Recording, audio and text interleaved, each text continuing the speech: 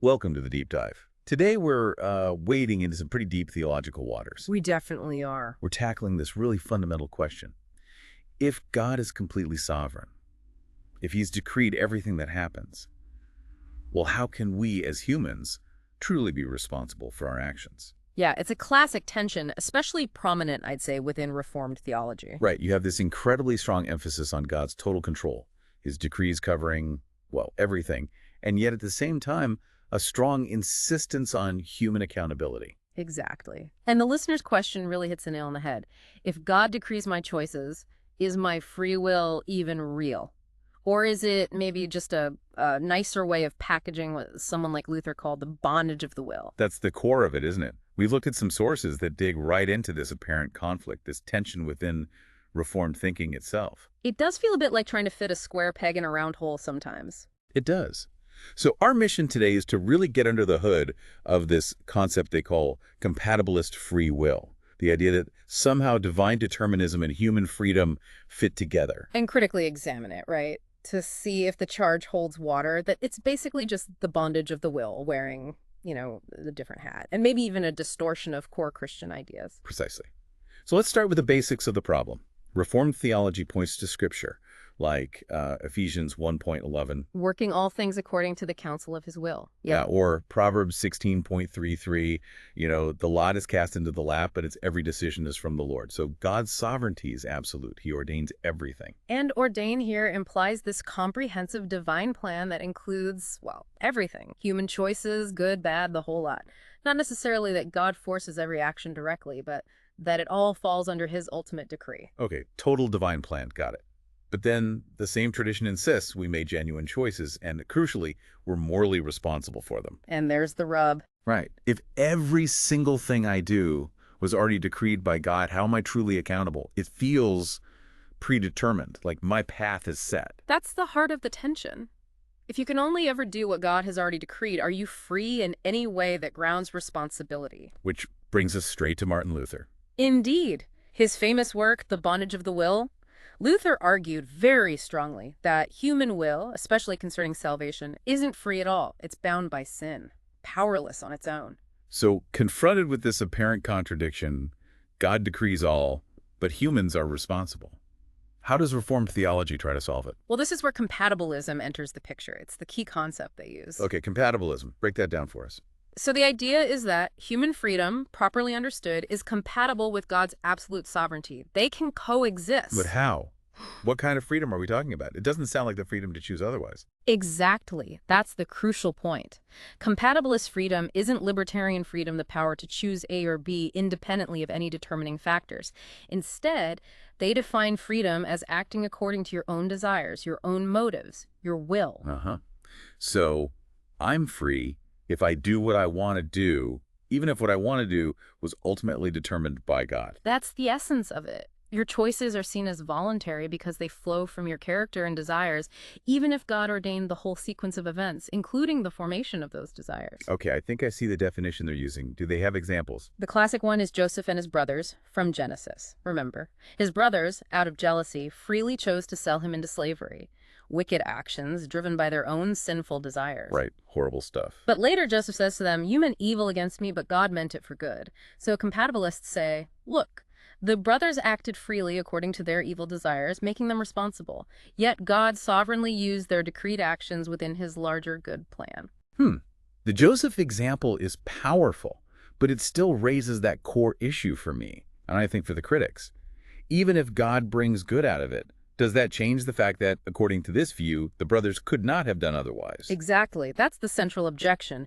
If you lack libertarian free will, the actual ability to have chosen not to sell Joseph, then how is moral responsibility meaningful?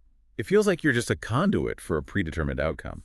How can you be truly praised or blamed if you're essentially playing out a script? And this ties directly back to Luther. Critics argue that compatibilist free will is just a fancy, perhaps misleading term for what Luther more bluntly called the bondage of the will. It sounds like freedom, but functionally it isn't, not in the sense most people understand it. It sounds like semantic gymnastics almost. using the word free, but emptying it of the power to choose differently. That's precisely the charge, that it redefines freedom to fit the predetermined system rather than acknowledging the lack of freedom inherent in that Yeah. system. So how do Reformed thinkers push back against this? What's their defense for holding people responsible if they couldn't have done otherwise? Well, their main line is to separate responsibility from the ability to do otherwise. They insist responsibility hinges on whether you acted willingly according to your own desires and nature. So the voluntariness is key, even if the desire itself was ultimately part of God's decree. Yes. They stress that God's decree doesn't coerce in the sense of making you act against your will. Instead, it works through your will. God ordains events in such a way that you freely choose to do what he has decreed. They often point to the crucifixion, don't they? Acts 2:23. Right. Peter says Jesus was delivered up according to the definite plan and foreknowledge of God, yet he immediately holds the people responsible. You crucified and killed by the hands of lawless men. So God planned it, but the people who carried it out were still guilty because they did it willingly, out of their own motives. That's the compatibilist interpretation. God's sovereignty and human responsibility are held together. But it feels like they have to resort to calling it a mystery quite often, don't they? Acknowledging that we can't fully grasp how both can be true. They certainly do acknowledge a level of mystery, but the critics would say that calling it a mystery doesn't resolve the logical contradiction. It seems they have to redefine responsibility itself to make it fit within this deterministic framework. Let's push on that decree aspect, though. Even if it doesn't feel like external force, moment by moment, if an all-powerful God has decreed every single event, every choice, isn't that the ultimate determining factor? That's a powerful counter. The argument is that such a decree, by its very nature as an irresistible sovereign determination, is the ultimate form of control, whether you perceive it internally as your own desire or not. Yeah, how can genuine freedom exist if the entire chain of cause and effect, including my own thoughts and desires leading to a choice, is fixed by an external power? It brings us back again to that fundamental question. If you can never do otherwise in any given situation because the outcome is decreed, are you really responsible in a way that makes sense? Does blame or praise have any real purchase? It really makes Luther's position seem, well, more straightforward. It certainly appears more internally consistent in some ways. Luther confronts the lack of libertarian freedom head-on, especially for fallen humanity apart from grace. He calls it bondage. He doesn't seem to try and soften it by calling it a type of freedom. Exactly. Critics argue that compatibilism uses wordplay redefining freedom to avoid the stark implications of divine determinism that Luther faced directly. It tries to have its cake and eat it too.